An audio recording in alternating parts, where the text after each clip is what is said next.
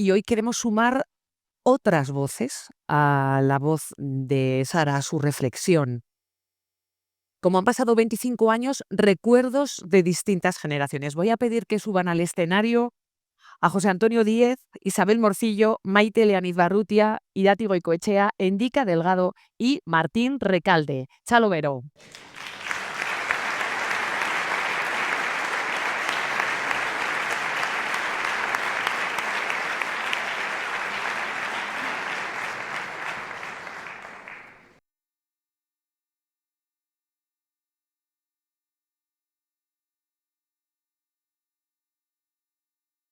¿Yo?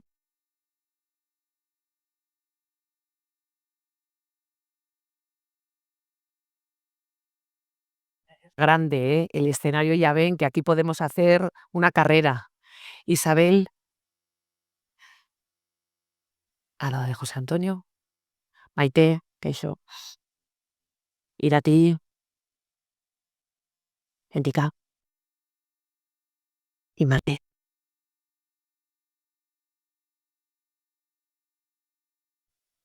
Bueno, aquí sentados yo creo que se ve un poco lo que pretendemos hacer, representar y transmitir, que es el paso del tiempo. Estamos en el 25º aniversario del atentado que se llevó a Fernando y a Jorge, y es momento de mirar atrás, pero también de mirar al presente y de mirar al futuro. Y por eso hemos juntado a 3 generaciones de personas unidas porque son cercanas a las víctimas y están comprometidas con su memoria. La primera es la generación que vivió en directo aquellas décadas de terror y que fue golpeada directamente por el terrorismo. José Antonio Díez, supongo que le conocen todos, es el padre de Jorge Díez Elorza. Te va a tocar la parte más difícil, pero hemos escuchado a Sara, hemos escuchado los recuerdos que tiene de aquel 22 de febrero de hace 25 años, las últimas palabras que le escuchó a su aita. Yo supongo que tú, que Begoña, nos esperabais hace 25 años que la vida os cambiara como os cambió aquel día. Que solamente por el hecho de que tu hijo fuera ertzaina fuera asesinado. ¿Qué recuerdas tú de aquel día? Bueno, parece curioso, pero con el tiempo los recuerdos, en vez de ir desapareciendo, creo que se hacen más latentes.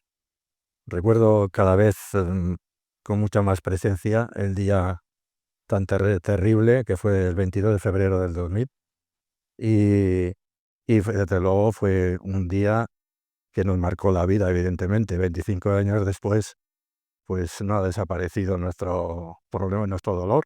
Y, ese día lo recuerdo porque además sucedió una cosa muy curiosa, lo he comentado, que es que poquito antes del atentado yo me encontré con Jorge y nos paramos un momento porque él tenía que ir a recoger a Fernando y yo tenía que ir a trabajar a la fábrica.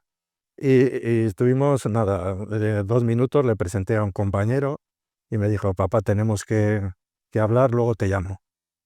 Esa llamada, por supuesto, no pudo hacer. Entonces, el recuerdo, como digo, sigue muy vivo y es un recuerdo que duele mucho.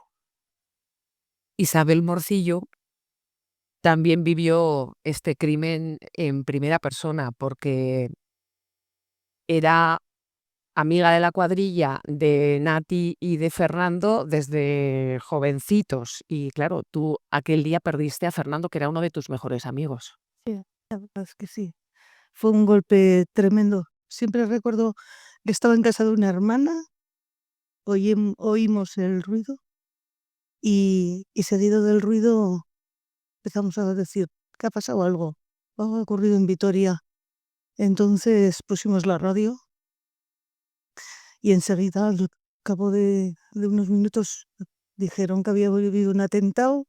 Yo me empecé a poner nerviosa porque dije, bueno, entre la gente, yo sabía que Fernando estaba en el punto de mira y entonces, pues, y ya cuando dijeron que había sido Fernando fue tremendo. La verdad fue tremendo, sí. No, no entiendes por qué no encuentras sentido a nada de eso. No. Porque dices, sí, ¿y qué han conseguido con eso? No han conseguido nada, más que hacer daño a la gente y a toda su familia, a los amigos, a toda la gente que le quería. No le entiendo, no le encuentro sentido, nunca se lo he encontrado. Más allá de lo que fue vuestra vivencia personal, aquí hay chicos, chicas de otras generaciones. ¿Cómo recordáis? ¿Qué recordáis de aquellos momentos de cómo era la sociedad cuando el terrorismo formaba parte de ella? No sé si se hablaba mucho de ello o no, si era el elefante en la habitación, que todo el mundo sabía que estaba ahí, pero que eludía mencionar. ¿Cómo recordáis? Porque yo recuerdo que alguna vez me has contado que a tu hijo, por el mero hecho de ser ertzaina, es que no podía entrar ni a los bares, o sea, que es que el ambiente que se vivía en aquellos años. Efectivamente, el ambiente en aquella época era un ambiente totalmente tenso. La calle siempre estaba con algaradas, con problemas. Yo que trabajaba en la siderurgia, lógicamente el sector este radical aprovechaba igual las legítimas peticiones de los trabajadores para siempre incorporar el lado aplicable al terrorismo. Y, y Jorge, evidentemente, lo sufrió en sus propias carnes. Él no entendía que por el mero hecho de ser el China, querer cumplir con su trabajo, era acosado constantemente. Efectivamente, si al principio, luego ya lo sabía, pero al principio, cuando entraba en algún sitio que le reconocían, pues quitaban la música. Eh, Eso, lo menos grave. Otra de las veces, pues se despistó un poquito de la cuadrilla. Cuando se dio cuenta, había 20 radicales rodeándole e intentando agredirle. Bueno, de hecho, la agredieron. Siempre hay personas empáticas que, sin saber quién era ni quién eran, entendió que lo que estaban haciendo esos 20 energúmenos, intentar, pues salió en su defensa. Les dijo: sois unos cobardes y os atrevéis con una persona sola, ¿no? Entonces, eso lo vivía él de una manera mucho más cercana, y los que estábamos eh, fuera, en la sociedad, lo vivíamos constantemente, lo veíamos, lo palpábamos. Era una sociedad totalmente radicalizada. Estaba todo el mundo eh, en un lado o en otro. Era una sociedad muy compleja y muy problemática. Isabel, ¿cómo lo recuerdas tú? Pues yo lo recuerdo, yo trabajaba en una empresa bastante afín a la... Ah, eso. Creo que te hemos No sé ni hecho cómo llamarle, pero bueno, eso es. Y entonces allí prácticamente se nos obligaba a hacer paros. Cuando había algún detenido de Ribatasuna o de estas personas, se nos obligaba. Hacían, me acuerdo que hacían una culebra por toda la empresa para obligarte a parar, ¿no? Y yo alguna vez me enfrenté y no quise parar, ¿no? Pero luego te señalaban. Entonces, de alguna forma, así como yo desde pequeña, me acuerdo que decía en casa, no te signifiques mucho por ninguna cosa, porque yo igual era como más decidida, ¿no? No, que no, ten cuidado lo que hablas por ahí, así andábamos siempre, desde pequeños. Luego ya cuando llegas a una cierta edad, pues bueno, dices, bueno, pues no, porque no van a pasar por encima de mí en lo que tú podías, claro, y ya está. Mm. Pero recuerdo eso, que tenía que ser aquello. O sea, era así, tenían las armas, ¿no? Listo, ¿no? Es como cuando hablamos de la guerra civil, pues lo mismo, el que tenía las armas es el que se impuso porque ya está. Y esto es lo mismo, aquí había unas personas que tenían armas y que si no decías lo que ellos decían, pues disparaban y no había más, ¿no? Sí. Y eso era tremendo, la verdad es que porque siempre estabas, yo por ejemplo en la empresa siempre estabas un poco con la cosa de si hablabas con alguien, aunque sería muy amigo tuyo, si por alrededor había alguien, porque tú sabías que había muchos.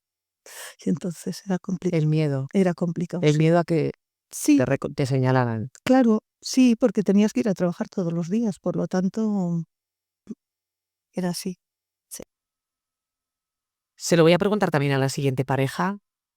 Otra generación también vivió la experiencia del terrorismo, pero quizás con un poco mayor de distancia que José Antonio e Isabel, aunque sí de forma plenamente consciente, comprometida, pero bueno, pues no impactada directamente por un atentado como ha sido el primero de los casos. Maite Leanis Barrutia, zu gesto por la pazeko kidea izan zinen urte askotan, eta imaginatzen dut garai hartan pintadak, mehatxuak eta bar jasan behar izan zenituzten zuen konpromiso bakezaleagatik. Gaur egun gogoan mantentzen duzu zure konpromiso bakezalea de gesto, muchos años en gesto, ahora en gogoan, décadas de compromiso y cercanía a las víctimas. ¿Cómo soportamos aquello? Nola jasan ahal izan genuen hainbesteko mina, Maite? Bueno, uste dut, egoera hartara egin ginela, ez, adaptatu, ez. Hasieran ni gaztetxoan erabean nintzela ja hor hasi zen apur bat nire kontzientzia sortzen, lehenengo eta behin etxean erein zuten hasia, ez. Etxean nahiko argi utzi zizkidaten gauzak, eta gogoratzen dut aita, naiz da aita baserritarra izan eta pertsona xumea izan, gogoratzen dut neskatoan itzela, bera izan zela lehenengo aldiz, etaren jomugan zeuden talde horiek humanizatu zizkidanak, ez? Mi padre fue el primero que, siendo yo una niña, a pesar de ser una persona sencilla, era un baserritarra, me humanizó a aquellos grupos que estaban en el punto de mira de ETA, ¿no?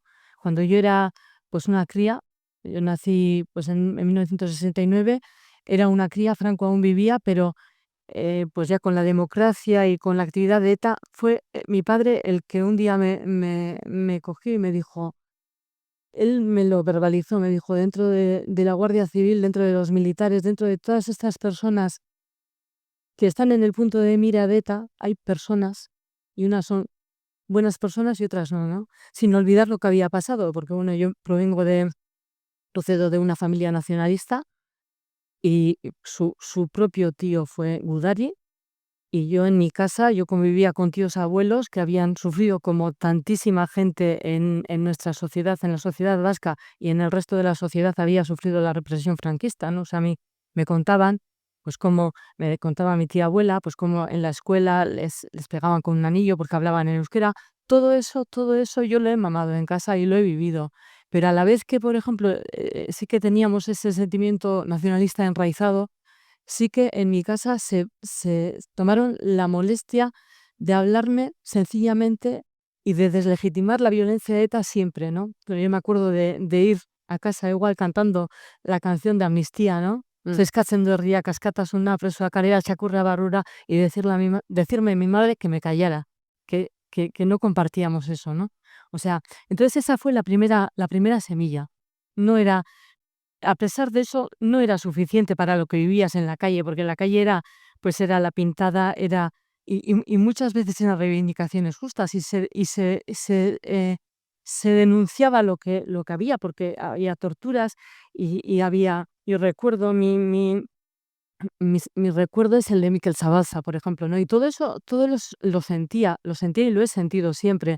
Pero es verdad que esa semilla, pero era como impensable, el pensar que podías manifestar, o sea, es que era algo impensable, el pensar que podías salir a la calle a denunciar aquello. O sea, yo me acuerdo a la vez cuando mataron a Yoyes, que en la pared de enfrente de mi casa pusieron una pintada que ponía, y yo ya estaba en ese proceso, ¿no? Yoyes pocholas egin dautzue. Y era como una cosa, era una disonancia. En mi cabeza tampoco era una cosa que no podía tampoco asimilar, ¿no? Entonces lo que hacías era, te adaptabas a vivir en aquel ambiente, te adaptabas. Entonces era lo que vivía. Nolakoa zen giroa? ¿Cómo era el ambiente? El ambiente era, pues, el ambiente era de blanco o negro. Los partidos políticos democráticos estaban en las instituciones, y hay que reconocer, la labor de aquellos políticos, pero la calle era de ellos. Y era no era ni el señalamiento, porque ni se te pasaba por la cabeza que te iban a señalar, porque, no sé, yo soy de un pueblo pequeño de Vizcaya, soy de Mayavia. La única manera de ser joven era o estar en su entorno o callar. O sea, porque yo me acuerdo que cuando ya di el paso a militar en el Ejército por la Paz y todo, pues eras un bicho raro, ¿no? O sea, porque Rico Gaztea es zinen, zu ez zinen, te quitaban hasta esa identidad, ¿no? Esa de Rico Gaztea, porque así como a las víctimas también se le ponía, el algo habrá hecho, pues, y eso que estábamos, que militábamos en grupo, en Ejército por la Paz, pero eras un bicho raro. Aún lo seguimos siendo también, ¿eh? Pero eso era la sensación de bicho raro. Hablamos ahora de los bichos raros y de la actualidad. Irati Goicoechea también es una mujer comprometida con la paz, la defensa de los derechos humanos y las víctimas, como escritora y en su tarea actual como directora del Servicio de Convivencia y Derechos Humanos de la Dirección General de Memoria y Convivencia del Gobierno de Navarra. Muchos la descubrimos con su libro Herriak ez du barkatuko. Zu Irate gazteagoa zara, eta Gipuzkoan, Beasainen, hain zuzen ere, hasi zinen, hango giroak imaginatzen dute, ez omen zuela zerikusirik hemen bizi genuenekin. Nolakoa izan zen zure nerabezaroa, zure heldutasunera esnatzeura, bizi zenuen giroa? ¿Cómo fue tu juventud en Beasain? Bueno, arratsaldeon, ni Beasainen hasi nintzen, eta egia da ez daukadala, agian ezabatu ditudalako, baina ez daukadala presente irudi violentorik, indarkeriazko irudirik. Baina bai egia da, hor bazegoela oihartzun bat, batez ere inguruetako herri txikieagoetakoa, giro ito batena, giro estu batena, giro gogor batena, gogoan dut ja gaztetxo ginela eta festarako gogoa sortu zitzaigunean, gogoan dut zenbait egun jakinetan, zenbait egun puntualetan, Ordiziara edo Donostiara joateari uzten geniola, edo uzten niola handik behintzat, giro violento erradikalekin topo egingo genuen, bildurrez eta hori errealitate batzan eta batzuk atzera egiten genuen. Yo tengo el recuerdo, que querría subrayar el recuerdo de la indiferencia. Yo tengo la sensación de que viví una niñez o una juventud doble. Tenía una niñez-juventud de la escuela, de la calle, de las amigas, del deporte, que era totalmente indiferente a los atentados, a la violencia, al dolor de las víctimas. Nadie decía nada, nadie hablaba.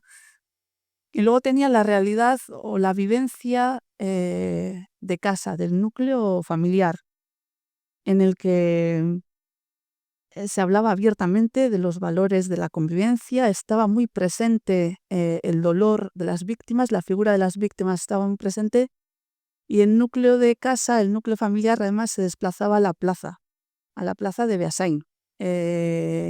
Y claro, yo miraba a un lado y al otro, allí nos juntábamos muy poca gente, siempre muy poca gente, y algunas veces alguien más, pero normalmente muy poca gente. Yo miraba a un lado, miraba al otro, y no veía mis círculos de la escuela, de la calle, de las amigas y del deporte.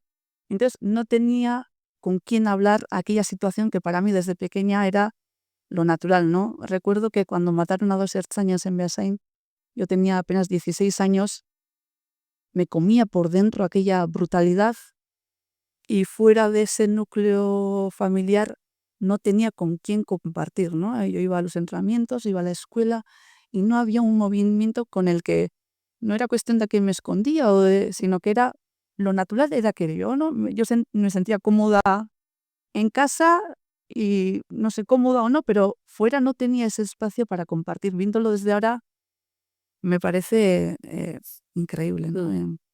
¿Y cómo disteis las dos el paso, Maite, primero contigo? ¿Cómo diste el paso, perdóname, y te atreviste a ser el bicho raro? Es decir, ¿cuál fue la cuillu? El momento en el que dijiste, yo tengo que hacer algo, y te apuntaste a gesto, Sí. ¿qué pasó? Pues fue en grupo, pero bueno, es verdad que al final el sí lo dices tú personalmente. Yo me movía en ambientes de iglesia, y me acuerdo que me movía en un movimiento juvenil y se nos llamaba pues a salir a la calle a transformar el mundo. Me acuerdo que hacíamos reflexiones sobre la pena de muerte, pues sobre otra serie de cosas, ¿no? Y veíamos, estábamos absolutamente en contra de la pena de muerte y todas estas cosas que al final nos quedaban lejanas. Claro, todo eso te quedaba muy lejano.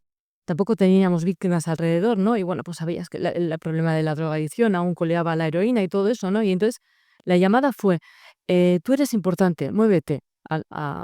Nos hacían salir a la calle, ¿no? Entonces, pues hubo en el grupo, pues el típico cura que nos puso delante del espejo, ¿no? O sea, vamos a ver, tenéis que hacer una valoración de lo que hay en la sociedad y de qué es lo que nos gusta, ¿no? Entonces es que en cuanto nos pusimos a mirar, pues vimos lo que había. Y fue una decisión ética, o sea, porque no podíamos escaparnos a aquello. Yo muchas veces pienso en ese cura y digo, qué temerario, ¿no? Porque fíjate, 40 años después aquí andamos dando vueltas. Y era temerario o sea, nosotros no estábamos en los grupos señalados, entonces no teníamos miedo a que atentaran contra nosotros, era una cosa absolutamente impensable, pero sí al control social. Nosotros empezamos a salir a las concentraciones. Yo aún no tenía los 18 años, pero sí que tenía amigas y amigos que habían empezado a ir a la Universidad Aleihoa y ahí estaba Gesto por la Paz. Entonces, o sea, nos vimos abocados, o sea, a decir que sí, o sea, que sí. Y me acuerdo que empezamos a salir en Ermua, allá por 1987 o así, empezamos a salir en Ermua, en las concentraciones. Y había gente de Mayavia que venía y se nos ponía enfrente y ya nos señalaba, ¿no? Entonces, bueno, pues ahí ya empezabas a ser perro verde, pero estábamos en grupo, o sea, yo pues sola tampoco hubiera tenido el arrojo como para salir, ¿no? Salimos. Pero era un tema ético, o sea, las víctimas estaban lejanas, ¿no? Yo luego ya en Gesto por la Paz hablamos muchas veces de la víctima perfecta, ¿no? ¿Quién ha sido la víctima perfecta, la que ha marcado tu punto de inflexión? Para mí fue Sebastián Azpiri. Le mataron en el Goibar a él y a Pachi Zabaleta, y el hecho de ser personas de tu ambiente, luego yo no recuerdo, pero o sea, no recuerdo con nitidez, pero sé que en el Bajo Deva pues se organizaron manifestaciones en Eibar, en el Goibar, todo eso, ¿no? Y el hecho de verle, o sea, yo veía la ETV, veíamos la ETV todos los días, veíamos el Gaur Egun, todo esto, el hecho de ver a Ana Azpiri, que era periodista y tal, ¿no? Hablar de su hermano y desenmascarar al mundo de ETA, de la izquierda abertzale, y empezar a decir verdades sobre ellos, era algo que yo llevaba por dentro y digo, pues tiene que ser así, ¿no? Y cuando una víctima me habló de esa manera, para mí, por ejemplo, ya Sebastián Azpiri, o sea, yo ya cada vez lo veía más claro, lo de Gesto por la Paz, porque tenía mis dudas, pero yo, pues para mí era una garantía que fuera contra todas las muertes, que reivindicara todos los derechos humanos. Ya había en las asociaciones hermanas de Nonartean, estaba, pues, por ejemplo, un Iñaki García Rizabalaga, una Cristina Cuesta, personas víctimas a las que le habían matado a su padre, que estaban hablando reivindicando los derechos, el derecho a la reinserción de los presos, todo eso, o sea, a mí, todo eso me parecía, ya entonces me parecía alucinante, ahora me parece, o sea, es oírle pues a Sara, a Marta, oír a la gente, o sea, eso me parecía alucinante. Entonces, bueno, yo ya ahí, ya fue, ya en ese momento en el que yo le escuché a Ana Azpiri y bueno, pues también ver gente cercana, o sea, conocida en esos funerales, todo eso ya para mí fue un punto de inflexión. Y fue, pero lo hice en grupo. O sea, el dar ese paso en grupo para mí fue, Sí. fue mucho más fácil que darlo yo sola, claro. Sebas Aizpiri, para quien no conozca, era un empresario de la hostelería, al que antes de matarle, como solía ocurrir muchas veces, le difamaron, le acusaron de 1000 cosas y le acabaron matando. Y su hermana, Ana Aizpiri, está en COVID ahora y bueno, es periodista, trabaja La ETV. en ETV, efectivamente. ¿Y tú, Irati, cuál fue la cuyu, el momento en el que dijiste, o no ha habido un momento? Pues fue muy fácil. Neri konpromisera aitak eraman nuen eskutik helduta. Ez nuen erabakirik hartu eta oso horreza izan zen eta egia esan oso eskertuta naduka. Yo cierro los ojos y me veo ya con 6 años en la plaza de Beasain, en silencio durante 15 minutos, pensando en las víctimas y en esas familias que en ese momento estarían llorando y sufriendo. Y aquella plaza me cogió y me situó mi padre, tal cual. la mayoría de las amigas y amigos se situaron en la catequesis, les llevaron su mamá y su aita a la catequesis. Yo no iba a la catequesis y mi catequesis fue la plaza del pueblo. No tomé en ningún momento ninguna decisión, entonces en ese sentido fue muy fácil y creo que es el mejor y el mayor regalo humano que me ha hecho mi padre. Em, Aquellos 15 minutos de la plaza, yo lo recuerdo, insisto, lo de la indiferencia, porque allí fue donde cogí la conciencia de, yo no me acuerdo muy bien de las contramanifestaciones y sí veo unas herzañas, ¿no? Allí resguardándonos y demás, pero hay una imagen que no la puedo borrar. Y son aquellas personas que cuesta arriba y cuesta abajo, en la plaza de Beasain, que pasaban, miraban, bajaban la cabeza y seguían su camino. Y yo con 6 años, y al año siguiente con 7, y con 8, y todos los lunes, y cuando tocaba, yo me preguntaba, ¿y por qué no paran? ¿Y por qué no vienen? No lo entendía, ¿no? Y allí entendí de que mi lugar era aquel, que yo tenía que estar allí. Entonces ahí se gestó un poco mi compromiso en aquellos silencios. Y luego, claro, no era el hecho de que me puso ahí, ¿no? Mi aita, sino que luego había diálogos alrededor de la mesa de la cocina, ¿no? Había reflexiones, había pensamientos en voz alta, compartíamos, ¿no? Y yo creo que además hablamos 6, 7, 8, 9 años de una forma muy adulta, nos hablaban tanto a mi hermano como a mí, y yo creo que maduramos en valores muy pronto, ¿no? Entonces, bueno, en ese sentido fue fácil para mí, era lo natural de la vida, estar allí, empatizar con las víctimas, comportarnos de aquella manera. No tenía más grupo en ese sentido, aunque sí es verdad que ya luego con 16, 17, pues alguna amiga se acercó, entonces, pues bueno, sentías que las posibilidades de abrir aquellas ramas, ¿no? Pero sí, esa fue la vivencia. Pues vamos a conocer a la tercera generación, los más jóvenes de este escenario. Endica Delgado es historiador, tiene una historia muy bonita, bonita y triste a la vez, de relación y con la familia Buesa, porque fue él el año pasado el que avisó a la fundación de que el monolito que recuerda el lugar donde fueron asesinados Fernando y Jorge había sido atacado, fue el que llamó. Y también su trabajo de fin de grado creo que tiene alguna relación con este tema. Indica,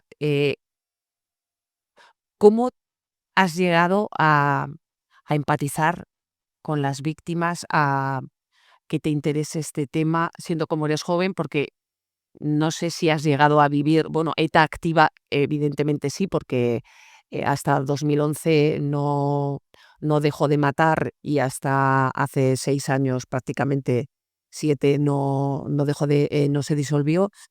¿Cómo ha sido tu relación con este mundo? ¿Cómo has llegado? ¿Por interés profesional? ¿Cómo ha sido?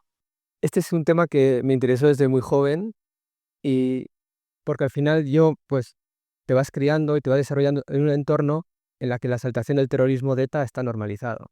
Yo no viví las experiencias que vivieron las otras generaciones, que es una experiencia mucho más directa, pero yo sí que he vivido los restos, que es decir, la exaltación que hay en el espacio público, como hay pancartas pintadas y un largo etcétera, que al final lo vas viendo, lo vas interiorizando y cuando vas creciendo te empiezas a hacer preguntas.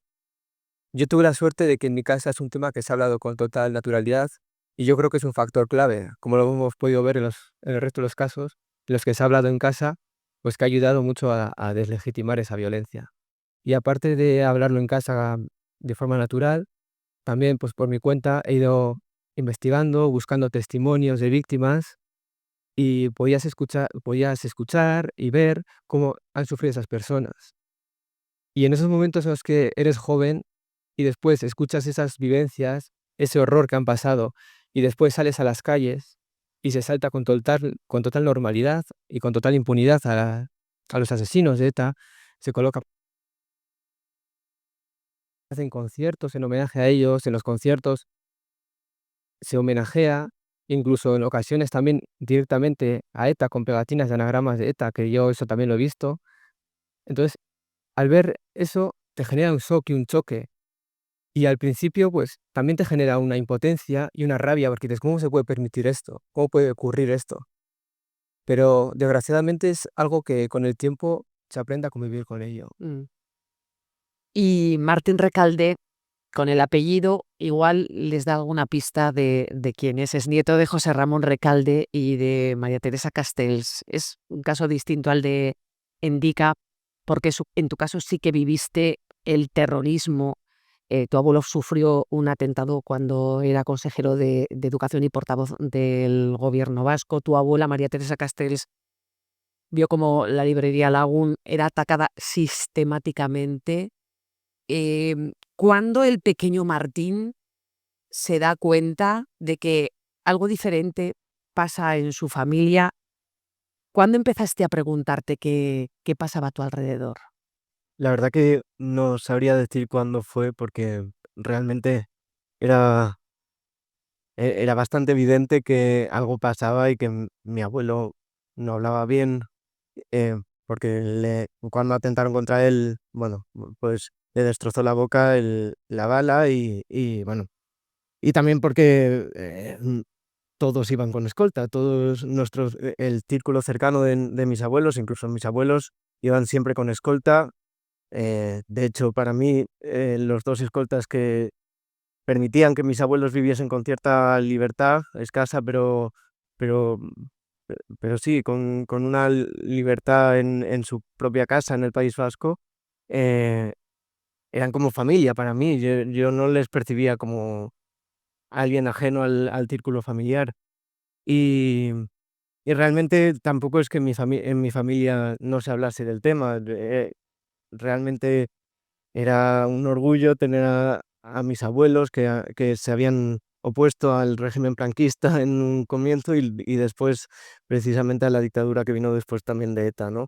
En el País Vasco y que no, no, no habían dejado su casa en ninguno de los dos momentos y que habían defendido también, bueno, la democracia tanto en el franquismo como en época de ETA. Sin embargo, sí que es verdad que no lo entiendes desde el primer momento. Yo creo que para mí los escoltas eran, pues sí, miembros más de la familia y siempre estaban ahí cuando, bueno, yo no soy del País Vasco, soy de Castellón. De hecho, nunca he vivido en el País Vasco, he vivido la mayor parte de mi vida en Madrid. Y cuando venían mis abuelos a Castellón, venían siempre con escolta y cuando salían de casa, salían siempre con escolta y para mí eran, pues, alguien más de la familia porque había muy buena relación con ellos y realmente, pues sí, éramos muy cercanos, ¿no? Y sí que después ya, supongo que cuando vas tomando un poco de conciencia entiendes lo que está pasando realmente, la falta de libertad, el miedo.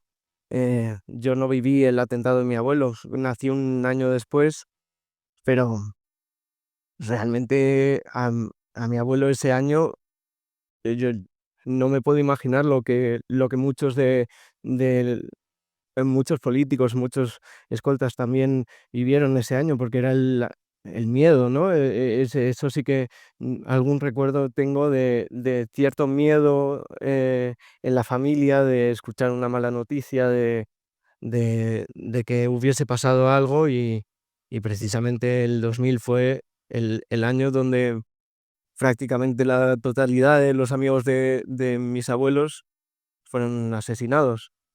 Y bueno, realmente lo que digo, es una cosa que te enteras y comprendes en su totalidad más a posteriori, pero siempre está ahí.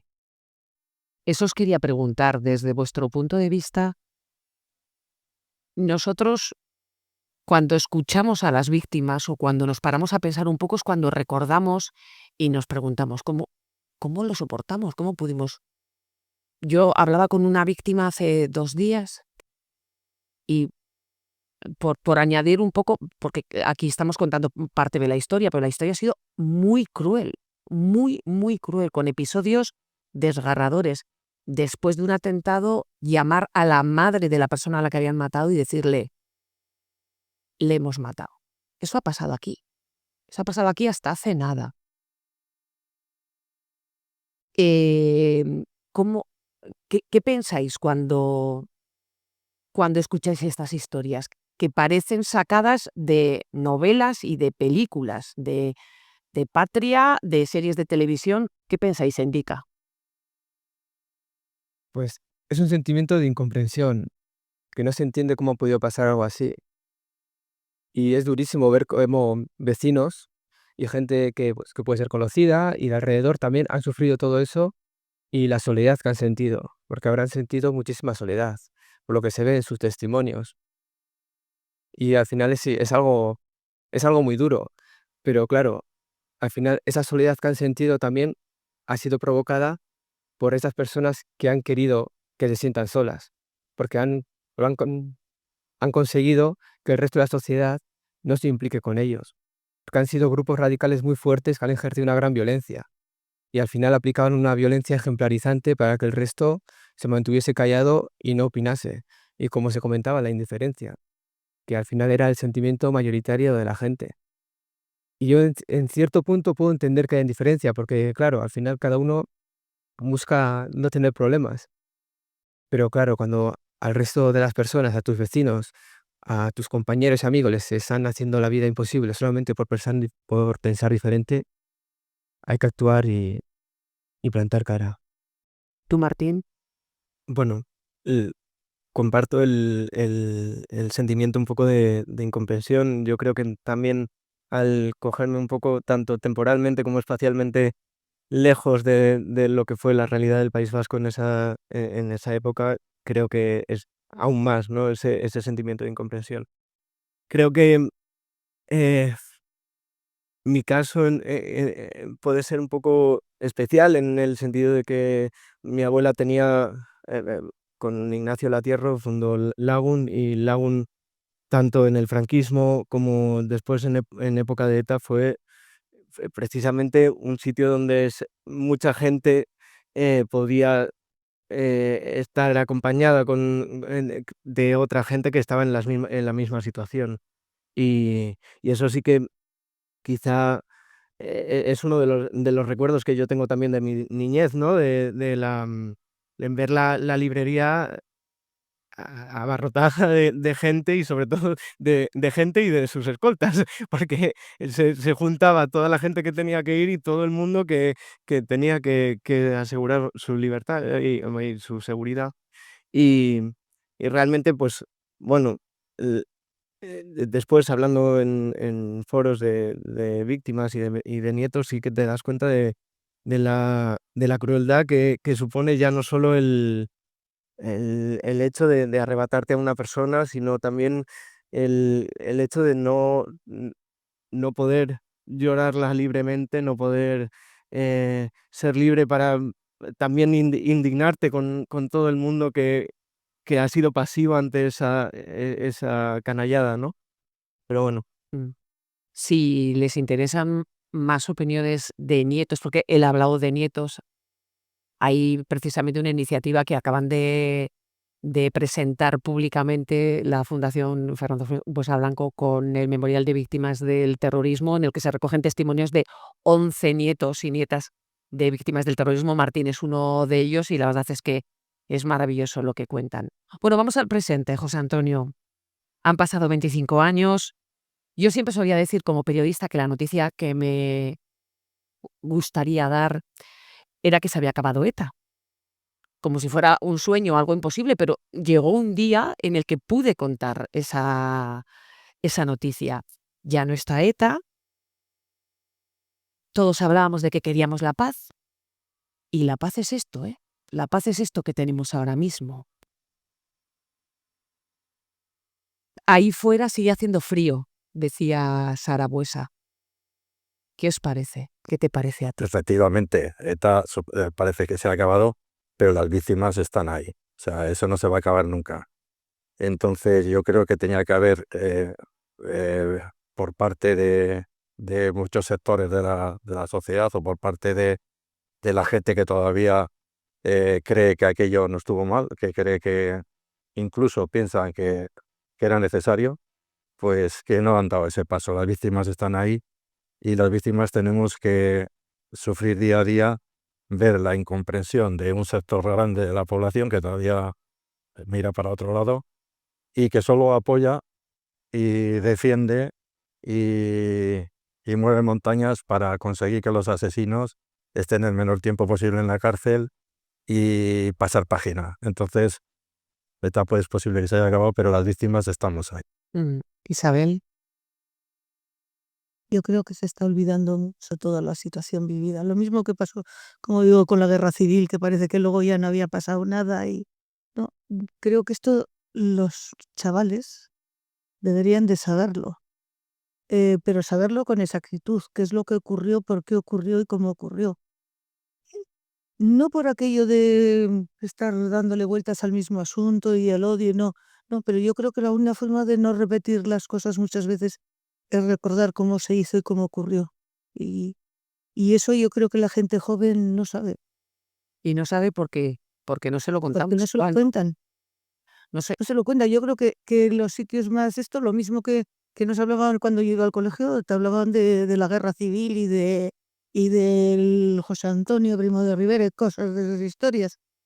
Ahora también podían explicar a grandes rasgos, tampoco hace falta ahí meterse en cada esto, pero explicar, saber que eso ocurrió y por qué ocurrió, ¿eh? Para intentar que no se vuelva a repetir. Mm. Porque una vez que las cosas se olvidan, es muy fácil caer otra vez en lo mismo, ¿no? Mm. Cuando hay personas con ideas un poco radicales y les parece que esa es la forma de conseguir las cosas, puede volver, o sea, no es. Y da miedo, ¿no? De que no se aprenda de lo vivido, Mm. que no se olvide. Maite, decía Sara que echaba de menos más implicación social. Siento un peso enorme, como si la responsabilidad de hacer memoria recayera sobre las víctimas. Somos una realidad molesta. A vosotras dos, como mujeres comprometidas, supongo que esto os interpela. ¿Cómo veis el presente, Maite? ¿Cómo lo ves tú? Pues preocupada, con preocupación. Yo creo que es importante lo que dicen ellos, que la memoria, o sea, hacer memoria y que esa memoria, sobre esa memoria se construya el futuro, ¿no? Y yo creo que en, en construir esa memoria, pues es muy importante el testimonio de las víctimas, ¿no? Yo antes he dicho que cuando entré en Gesto por la Paz fue un acto y una decisión ética. Yo no tenía víctimas a mi alrededor, ¿no? Y sobre mí también pesaba el algo habrá hecho, o sea, yo también tenía prejuicios hacia las víctimas, porque eso era lo que digamos que lo que desde ese ámbito nos querían hacer sentir y creer, ¿no? Que eran víctimas justas, que todo eso pues era una lucha justa y legítima, ¿no? Yo he dicho que la víctima perfecta para mí fue Sebastián Azpiri, escucharle a su hermana, pero luego, pues a través de Gesto por la Paz, hubo también gente por delante mío, pues compañeras sobre todo, pues que un día pues dijeron que estaban empezando ya hace muchísimos años, ¿no? Que estaban yendo a los funerales de las víctimas, que las víctimas estaban radicalmente solas, ¿no? Todo eso, pero yo tampoco me veía preparada para eso, o sea, y a raíz de Gesto por la Paz y de los testimonios de las víctimas, pues bueno, para mí eso ya fue absolutamente definitivo. Pero Gesto desapareció, lo disolvisteis Sí, y habéis creado uno nuevo. O sea, todavía hay tarea por hacer, ¿no? ay, hombre, por supuesto que hay Claro. tarea, pero yo creo que las víctimas, ¿no? Todas, y me refiero a las víctimas de ETA, pero también a las víctimas de otros terrorismos, a las víctimas de malos tratos, de torturas, todas las víctimas, yo creo que hay que tenerlas en cuenta, hay que escucharlas, y el hecho de el escuchar el testimonio de una víctima no te deja indiferente, ya eso es definitivo. Yo creo que todos deberíamos hacer ese ejercicio, ¿no? De escucharles, ¿no?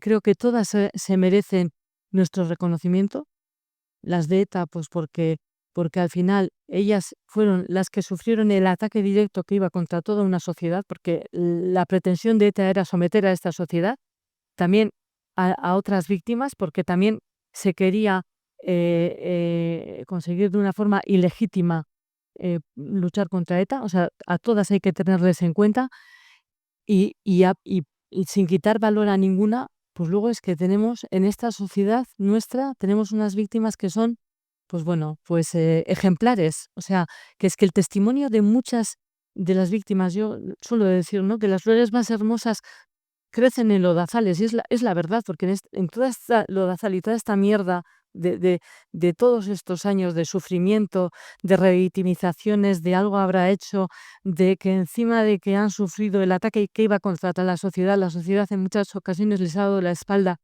O sea, el que se escuchen determinados testimonios es absolutamente, es como un milagro. O sea, yo es que es como que cuesta, ¿no? Yo creo que eso, ¿no? Que el papel de la víctima, el escuchar a la víctima, y si se pusiera en el centro a la víctima, pues yo creo que, que esta sociedad, desde luego, mejoraría. Sí. Es algo que nosotros les debemos por justicia, pero es algo que nos haría mejores y que nos ayudaría también a preservar esa memoria, ¿no? Sí. Entonces, para mí es fundamental.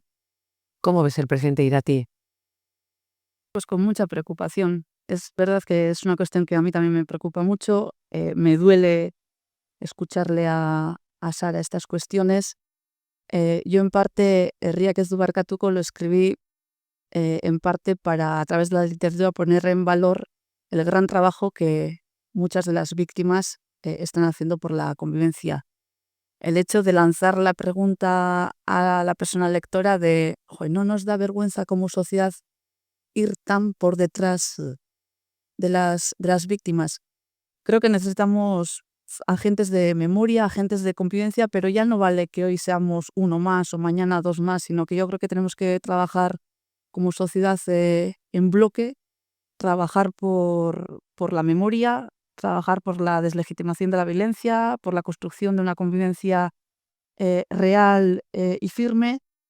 Sé que no es fácil, pero nos tenemos que comprometer instituciones, políticos y políticas, centros educativos, familias, individuos, ¿no? Personas en general de la sociedad. No es tarea fácil, hay que hacer un gran trabajo personal, nos tenemos que cuestionarnos muchas cosas, nos tenemos que preguntar dónde estábamos, tenemos que hacer una autocrítica, tenemos que posicionarnos, ¿no?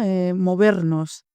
Creo que como sociedad estamos brillando a la mitad y tenemos capacidad para trabajar. Sí. Y si trabajamos de verdad, que podemos llegar a brillar del todo, ¿no? Y que nos lo debemos como sociedad, le debemos a las nuevas generaciones, pero sobre todo les debemos a las víctimas. Indica, decía Sara, tengo la sensación de que hay capas de la sociedad que no se relacionan entre sí, paralelas. Los míos y los otros. ¿Tú notas ese ambiente, esa sensación en el presente? En estos momentos yo pienso que existe una convivencia, pero es una convivencia en la que prima el silencio. Porque es cierto que el espacio público está ocupado por ciertas personas y en ese espacio público puede participar el resto de las personas siempre y cuando no se posicionen. Entonces, en el momento en el que una persona se puede posicionar, ya pueden surgir los problemas. Eso es lo que noto. Sí, es cierto que hay convivencia, pero es una convivencia un poco fingida porque no es una convivencia real. ¿Sigue siendo difícil para un joven posicionarse? ¿Sigue habiendo control social?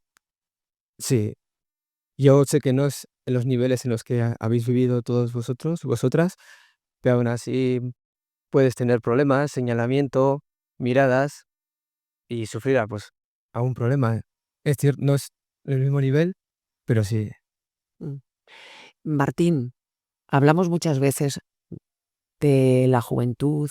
Salen estudios diciendo pues que un porcentaje muy grande no sabe quién fue Miguel Ángel Blanco, Fernando Buesa, Jorge Díez, eh, Ortega Lara. Os acusamos de desconocimiento, pero claro, os han enseñado, tú en tu casa sí, pero, y claro, yo no sé si en Castellón os han enseñado, pero ¿a quién dónde miramos la responsabilidad para intentar buscar la solución? Tú, tu entorno, tus amigos, amigas, ¿saben algo de lo que se ha vivido aquí? Bueno, yo creo que mis amigos piensan que soy un pesado porque creo que es el tema, ¿no? Y si me entiendo me pongo a hablar de eso, pero sí que es cierto que ya no, bueno, no puedo hablar tanto del País Vasco, pero creo que del resto de España yo creo que hay un desconocimiento total de lo que ha pasado de la historia em, más contemporánea de España y eso es da mucha pena desde el punto de vista personal, pero es tremendamente peligroso. Yo creo también en el plano de que todas estas ideas que todo este nacionalismo que está en auge ahora mismo, ya no solo en el País Vasco, pero con más razón en el País Vasco, se deslegitimó en un momento.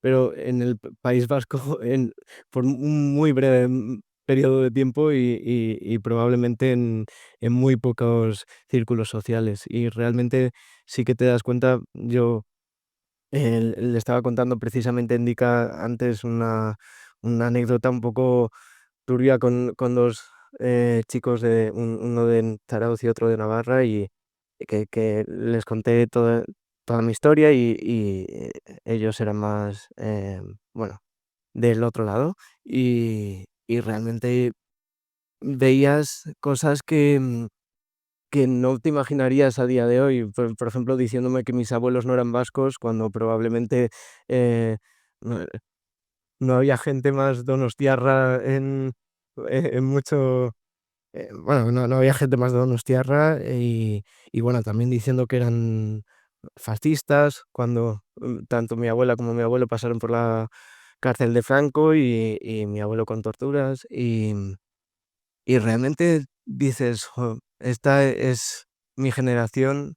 En el País Vasco hay un proyecto político claro de desmemoria, de reescribir la historia, porque realmente también memoria cada uno tiene la suya, pero la historia es objetiva y también por romper una lanza por los historiadores, eso es una de las cosas que hay que tener claras. Em, y pero en el resto de España también te ven como un pesado, y no es hasta que te los traes aquí a muchos de mis amigos que se dan cuenta de que quizá los pesados no somos los que decimos, decimos eso, sino los otros que están en todos los aspectos de la cultura, de la sociedad, de los bares, los deportes, etcétera, etcétera. Y eso no te explicas cómo es a día de hoy eso, después del horror que fue, ¿no? Es que igual hay que ser pesado. Indica, tus amigos, amigas, ¿qué saben de lo que ocurrió y qué podemos hacer para que sepan algo más? ¿Cómo llegamos a ellos?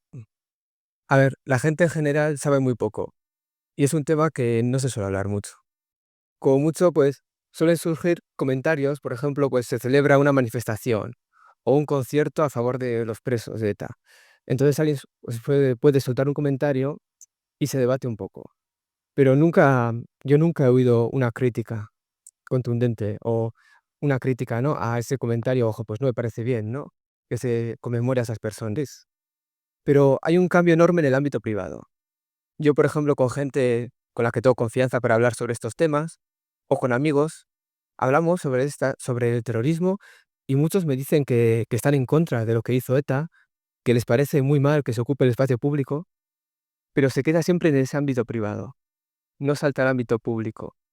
Y es porque todavía hay miedo, porque esos grupos son fuertes. Y aunque algunos nieguen, quizás, esas personas que forman esos grupos son muchos. Están muy bien organizados y si es necesario emplean la violencia. Ante ese cóctel poco se puede hacer, porque la gente al final lo que quiere es pues salir con sus amigos, disfrutar, pasarlo bien, no tener problemas, no ser señalado, no ser amenazado, y eso cuarta mucho hablar sobre estos temas.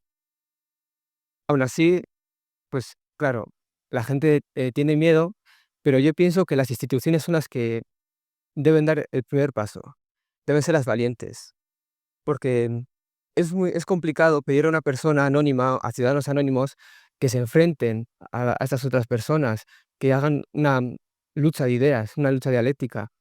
pero si se hacen desde las instituciones, es cierto que al principio van a recibir muchísimas críticas, van a sufrir muchas presiones, pero yo pienso que con el tiempo mucha gente se sumaría.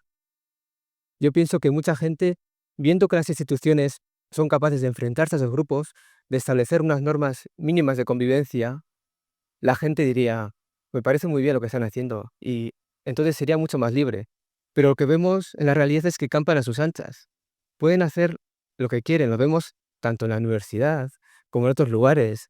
Las universidades también están ocupadas por esos grupos que ejercen una gran presión. Y, por ejemplo, se nota una gran diferencia en la universidad, yo que estudié aquí en Vitoria, entre los grupos en castellano y en euskera. Yo estudié uno en castellano y es totalmente diferente al de euskera. Y recuerdo que incluso un profesor de esa universidad nos dijo, yo lo que digo en la clase en castellano no digo lo mismo en euskera.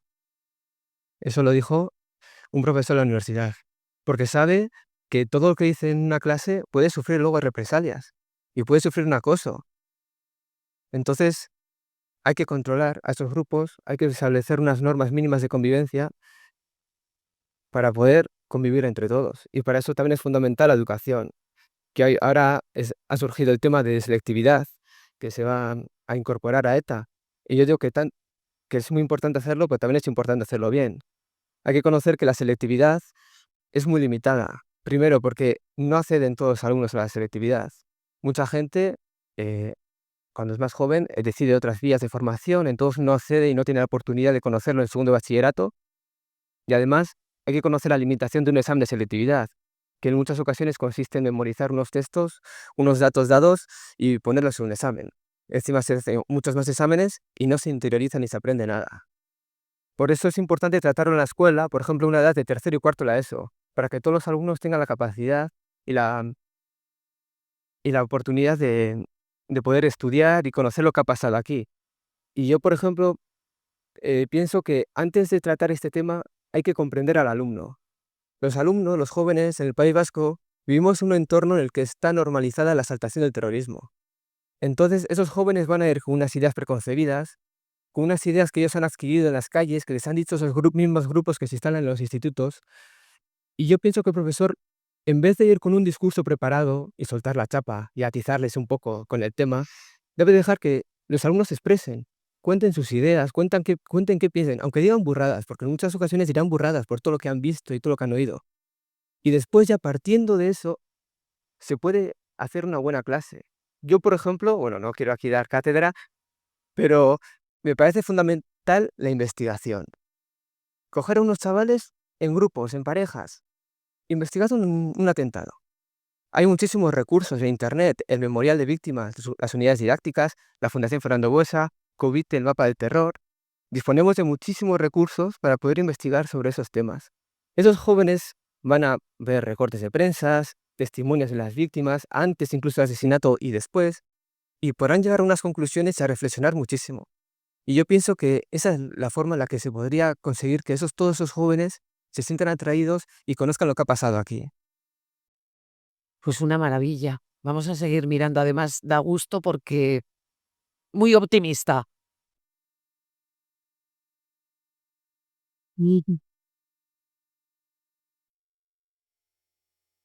Pues partiendo de lo que nos ha dicho Indica, vamos a mirar al futuro.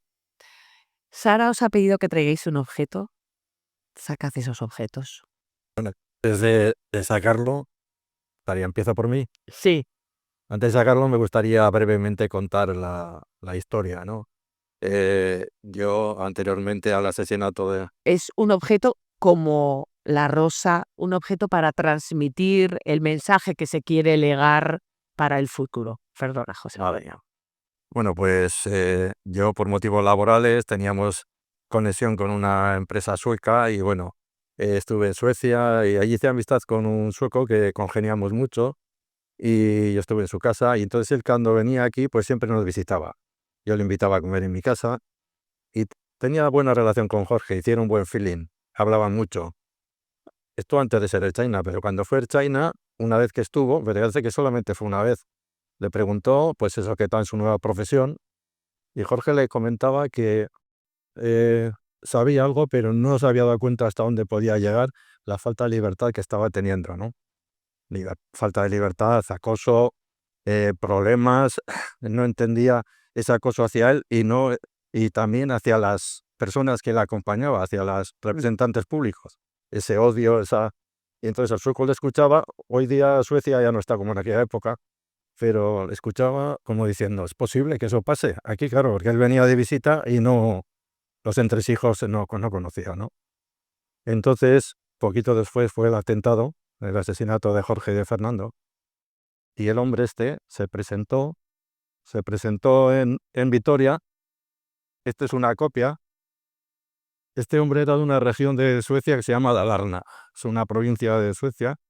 Entonces allí, esto es la representación, el caballo famoso de Dalarna.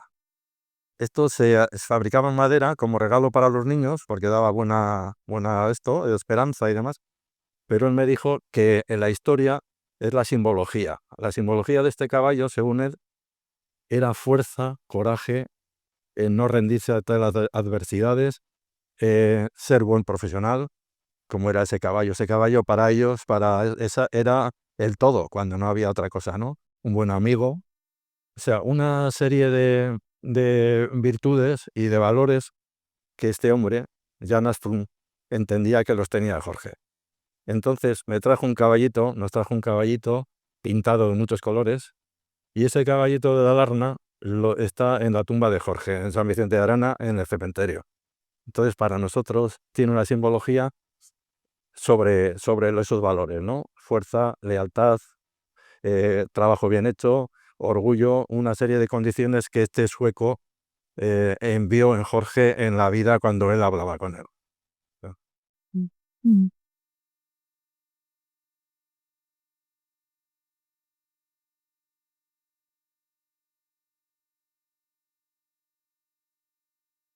Isabel, ¿qué dejamos al futuro? Y he traído una cajita que se dio en un in memoriam aquí. Venía con una tarjetita dentro con una frase: elijamos palabras para acercarnos, para sanar y construir juntos. Me gustó mucho, y entonces, como me gustan las manualidades, puse la frase la grabé en la tapa. Y entonces, y luego he metido pues unas cuantas fotos de momentos vividos con Fernando y bueno, momentos bonitos, vamos. Sí.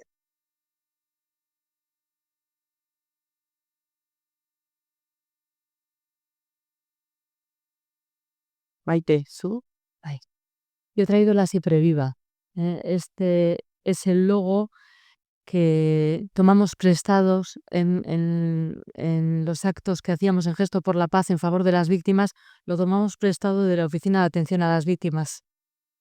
Y bueno, pues es una Siempre Viva para mantener viva la memoria y la memoria de las víctimas, ¿no? Y ahora es el logo de Gogwan.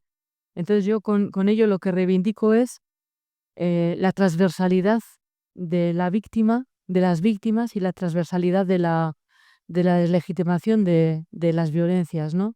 Lo reivindico y me gustaría pues que en todas las asociaciones, sindicatos, partidos, en todo se hiciera un ejercicio activo de tener en cuenta a las víctimas, de reconocerlas, de llegar a empatizar con su dolor, y luego un ejercicio activo de deslegitimación de la violencia. Creo que es algo que se lo debemos a las víctimas y que nos lo debemos como sociedad, porque me da muchísima tristeza, ¿no? el ver, pues, por ejemplo, la ausencia de valores, o el que se reivindiquen todos los derechos de todas las personas en todos los ámbitos, y haya ese vacío, ese silencio, se sigue dando la espalda a las víctimas, sobre todo a las víctimas de ETA, ¿no? Reivindico el reconocimiento social y la empatía hacia las víctimas de ETA, y luego otros reconocimientos también, pues, por parte, pues, igual de las instituciones y tal, hacia otras víctimas que igual, pues, viven también ese déficit, ¿no? Tener en cuenta a todas, ¿no? Y recordar eso, que todas las víctimas suman y que a todas les debemos escucha, empatía, solidaridad y reconocimiento.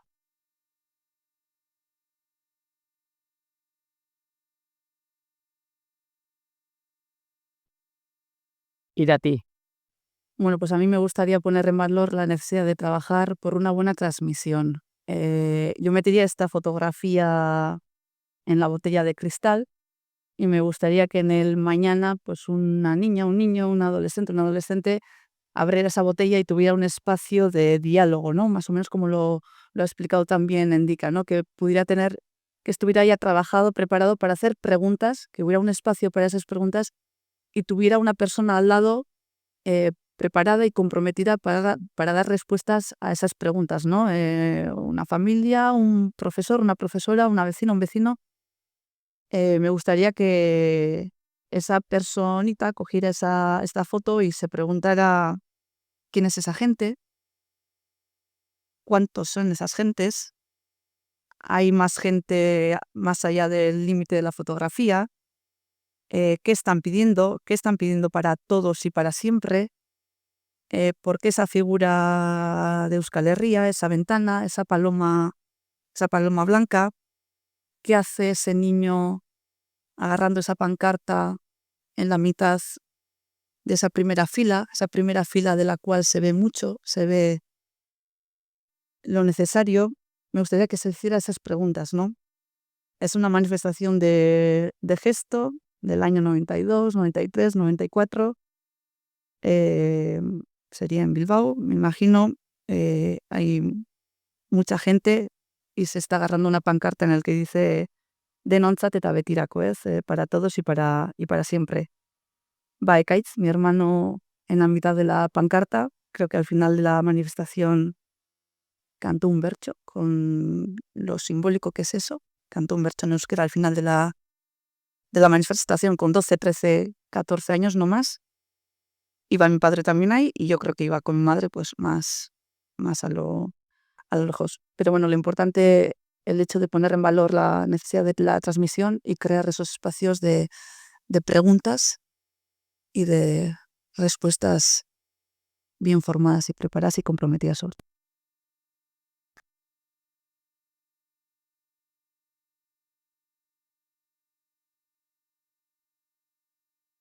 Endica, a ver si tienes manos para...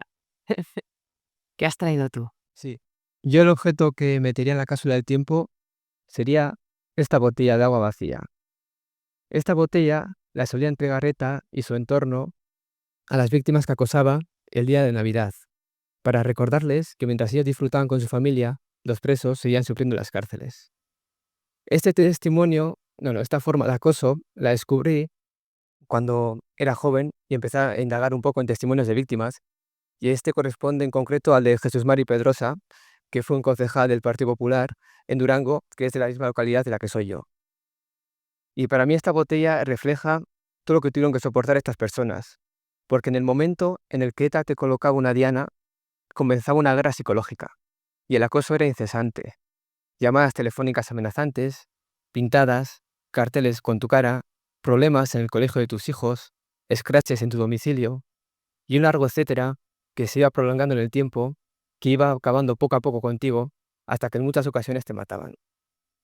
Por eso me parece fundamental transmitir al futuro que ETA no era solamente el aparato militar y el momento del asesinato, sino que era un entramado político y social que contaba con la colaboración de muchas personas, y que el momento del asesinato comenzaba antes del tiro o de la bomba, y consistía en un acoso terrible, que no cesaba ni un día tan señalado como es Navidad.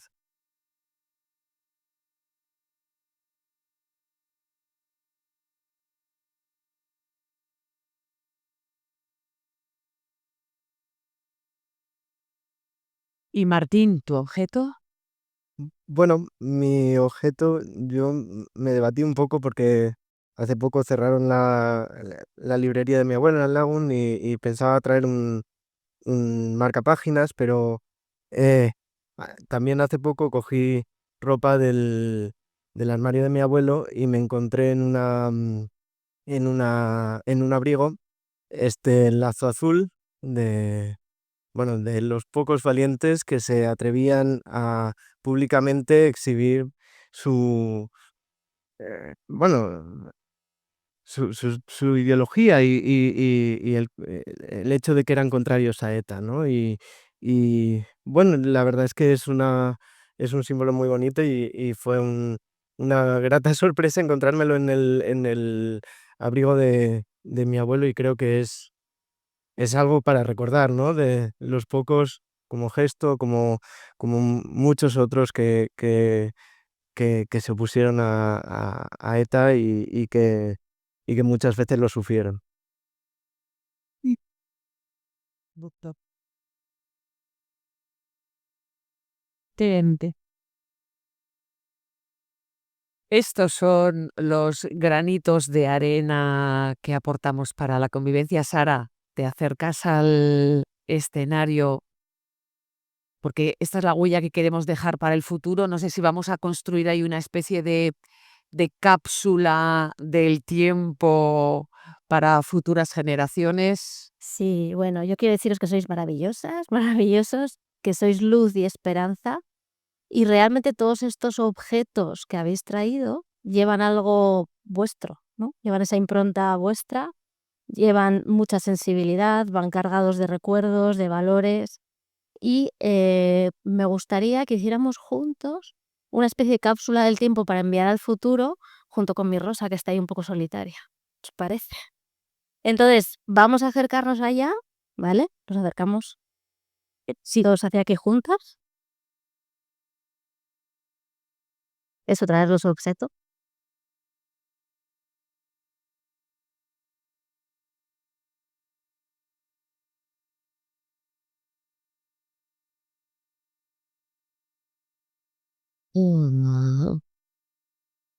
De aquí, de aquí.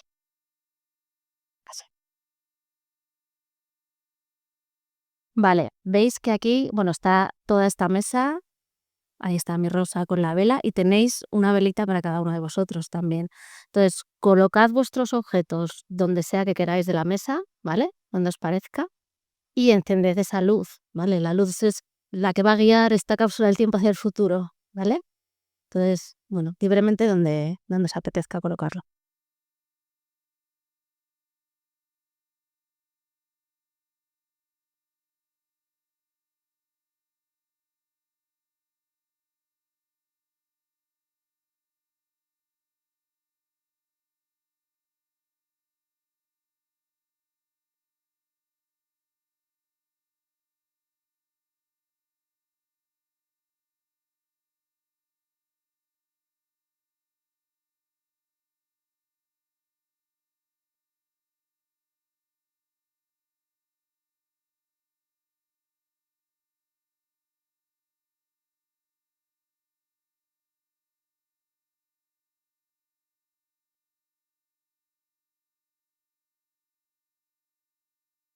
Ir a ti.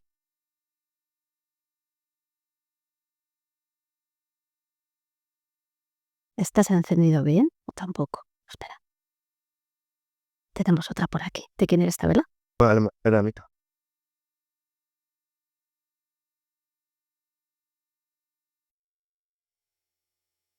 Vale, bueno, tenemos aquí nuestra cápsula del tiempo que recoge todo lo que hemos compartido, ¿no? Y un trocito de cada una de nosotras. Pero esta cápsula tampoco está completa del todo, porque aquí estamos muchas personas. Y seguro que cada una de vosotras y vosotros algo podéis transmitir también hacia el futuro, ¿no? Algún tipo de mensaje que os gustaría legar. Tenéis todas y todos una bolsita. Abrirla.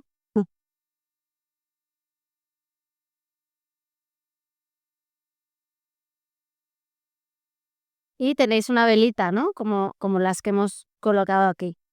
Entonces yo quiero invitaros a que dediquéis unos minutos a pensar qué mensaje colocaréis vosotros dentro de esta cápsula del tiempo. Puede ser una vivencia, un recuerdo, algo que os gustaría que se transmitiera y se recordara. Puede ser un pensamiento, una idea, un valor, un sentimiento, lo que sea, ¿vale? Entonces, os propongo que dediquéis unos minutos, si queréis podéis cerrar los ojos o no, a pensar qué incorporaríais en esta cápsula del tiempo y cuando lo tengáis, encendéis vuestra velita y la traéis, ¿vale? La acercáis al escenario, podéis colocarlo alrededor del escenario, por aquí abajo, en todo este sitio o en la rampa, ¿vale? Entonces, sí, libremente. Pensáis qué incorporaríais aquí, lo encapsulamos dentro de esa velita y os acercáis a colocarla aquí alrededor del escenario y os volvéis a sentar. ¿Sí? Venga, pues vamos allá.